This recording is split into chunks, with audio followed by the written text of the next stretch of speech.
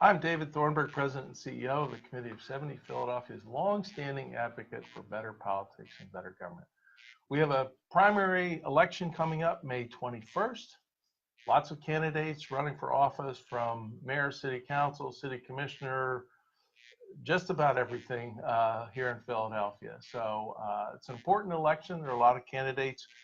Now I'm talking to voters in what we think of as a job interview. That's the best way that we think about political campaigns. So we're holding a series of job interviews with city commissioner candidates. And I'm joined today by current city commissioner Lisa Deeley. Hey, David, Lisa, how are thanks you? for being here. Oh, it's my pleasure. And we'll spend about 15 minutes talking to Commissioner Deeley about her time in office, past, present, and future. So let me begin with a question that's particularly important for this office. A lot of people don't know what a city commissioner does, what the job is. So give us your version, and you've been helped by having done this job for 4 years. What is the job, and why are you running again? So the job of the city commissioner is to make sure that elections are well run on election day, that the polls are operational, and that people feel as though they can vote in a free and fair way. And it's also our responsibility to make sure that the information comes back to us after the election, and that the votes are able to be counted and elections are able to be certified. And in addition to that, we're responsible for all the voter registration, that anybody that registers to vote in Philadelphia or has any change or amended to their voter registration, we are responsible for making sure all that happens. We're also responsible for, we are the state depository for campaign finance information in Philadelphia, so we do a lot of that. And we also are responsible for, in the municipal elections, for the nomination petition process as well. So there are many functions. Some folks have suggested that one of the roles of the city commissioner is to be an advocate for better ways to do things. Some of that would take you to Harrisburg up the Turnpike to talk to legislators, the governor's office, to try to enact changes in the election code, which governs the elections here. How do you see that role of the city commissioner? So I believe that it is part of our job, certainly, to always advocate for anything that will help people have access to the election. And as you know, I've worked with State Representative Jared Solomon and other state representatives on a comprehensive look at the state election code, because quite honestly, it does need changing. It's archaic, and there are changes that can be made that will really, in my mind, make a dramatic increase in voter turnout, such as no excuse absentee ballot, same day voter registration, randomization of the ballot. There's a couple things that certainly need to be amended or relooked at, for today's voter. Are those three top of your list? I would say they are the three top of my list, yes. Mm-hmm. How would you handicap there? Let me ask you this: what will it take to build the political support to get those done in Harrisburg? Well, I think the political support is there from the Democratic side. Unfortunately, we sit in the minority, so I don't know that the will is there for the majority party to enact any of those changes. But we're going to keep on plugging. What else will make a difference? Because there's a lot that's said about voter turnout, participation, engagement, awareness, education, but sometimes it feels like trying to pin Jello to the wall.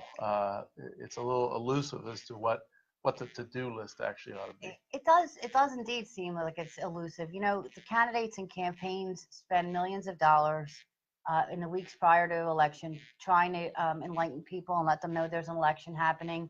We are constantly, in this day of social media, today's a perfect example as I sit here with you, we're constantly receiving information about elections through social media and text messages and Twitter or Instagram, and still people are not making the connection between voting and why does it matter to them. And I think that's really where the disconnect is. People don't really feel connected to their government, so they don't feel like their vote matters. So I think it's incumbent upon all of us as public servants, elected officials, we all have a job to do, in as much as we have to let the public know that we are their employees. We're beholden to them, and we work at their leisure. Like if they want us there, they'll vote us back in, and if not, then we're not there. that needs to be, if you have a situation where you're not getting service or you disagree with one of your representatives, you have an opportunity to vote against them or vote for them, or I think that's where the disconnect lies. And we've been doing a lot in the commissioner's office. I'm really proud of that. We've been out every night, for 3.5 years. I haven't stopped. I've gone to civic meetings and community meetings, schools. I've been all over the city trying to both educate people about the commissioner's office and at the same time talk to them about voting. A lot of times we get into conversations with people and they share our thoughts and opinions and we assume that they're voters, right? So we need to start asking people in conversation on the bus at Wawa, are you a voter? Yeah. And you would Well, be I'm a voter. surprised, right? But you would be surprised, right? By people just assume based on their conversation. So let me throw this at you. So you are an elected official, and yet you're in charge of the voting process. A lot of politics. You're no stranger to the local politics. If you were really good at your job as city commissioner, and let's say turnout for local elections went from 20-something% to 40-something%, that might be good for everybody overall. But some candidates out there, city council or mayor or whatever, would actually be hurt by that, by greater turnout. So because elected officials' job is to win 50% of the people who turn out on election day, and if that's fewer, so be it. Well, I think greater participation leads to better elections. The more people that participate, the less chance there is of any fraud or abuse, and people have more confidence in the election when they see, when you go into the polling place and there's people that are voting and it's an active environment, you feel a little better about it than when you go in and you hear crickets and you're the only person there. So certainly for the whole voting process and for us as elected officials and citizens really of this great country, we all need to participate in that process. So I want to talk a little bit about your last 4 years and beyond, sort of your background, your accomplishments, but I want to start with a controversial decision you and your colleagues made a couple of weeks ago about voting to select new election machines, which, as background, the governor suggested as strongly as he could that we needed to have new machines in place by this November as one step to protect ourselves from security violations. Certainly a lot of that's been in the news. You all made a pick. A lot of folks didn't agree with the pick, didn't agree with the process. Can you explain that or Sure. justify that decision? A couple things. The timeline was not a timeline that was decided by us. That was the governor's timeline. And the process, even though we are independently elected officials, we are still bound by the city's rules of procurement. So the process wasn't our process either. It was the city's best value procurement process. That's a process that the city selects purchases with, and that's the process that we use.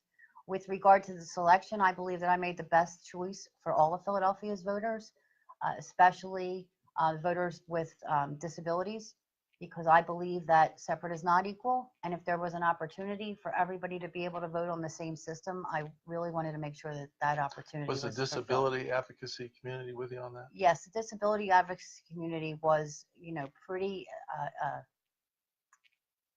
impressive in their advocacy for that. We had a lot of advocacy for the choice that we selected. I went to community meetings throughout the city. I went to ward committee meetings. I went to organizations and civic associations. I wrote a letter to every elected judge of elections. There was a lot of outreach leading up to that selection.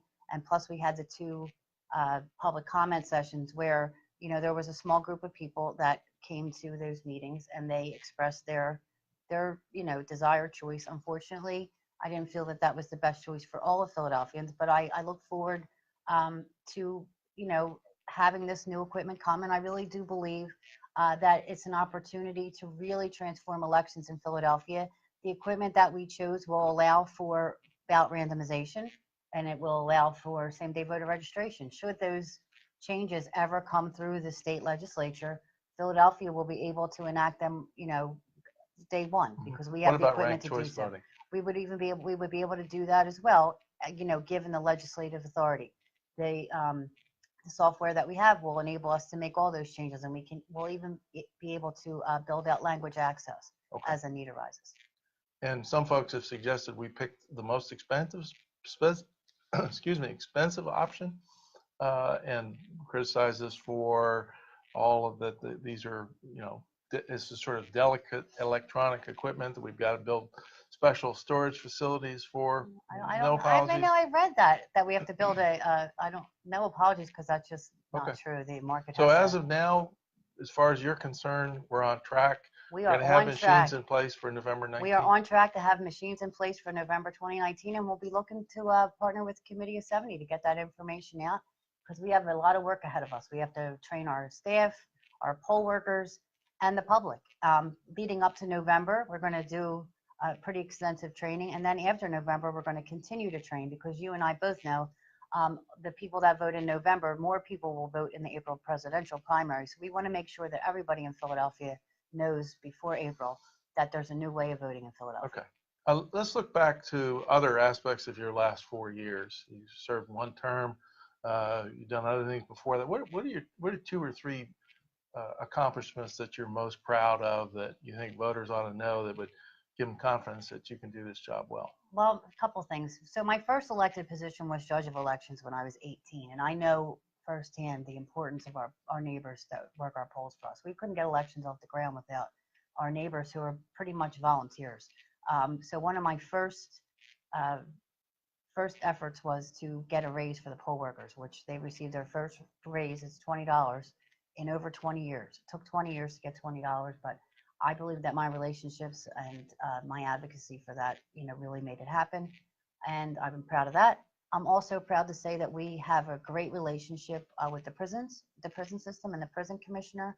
And every 6 months, I go up to State Road, and we do an instructional seminar where we teach them how to fill out voter registration forms and absentee ballot applications. And I also film a video that is aired on their closed circuit television, which also instructs on the absentee ballot process and the voter registration process. And the difference between what might have happened prior and what happens now is there's one person in the prison system and there's one person in my office that all that information goes back and forth to. So if there is an omission or an error in an application, we get it right back, so that people don't feel any sort of distrust in the process. I actually just saw a report today on the topic of prison gerrymandering, if you're familiar with that. Basically, Pennsylvania's interpreted state law that says you count for population purposes if you're in prison where the prison's located rather than your hometown.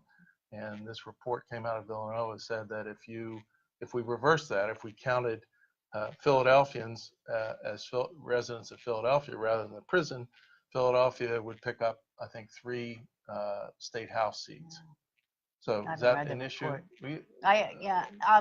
I haven't read the report, and I can't really speak much about it, but we are looking at, which I can't talk about yet, because we're talking to some state representatives about doing some changes with the prisoners and the detainees, I should say, that are not, and how they're voting, and how we can look at that.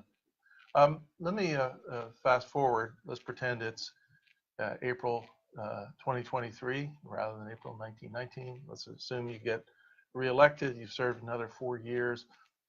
Again, specific. What would you be touting as your accomplishments 2023?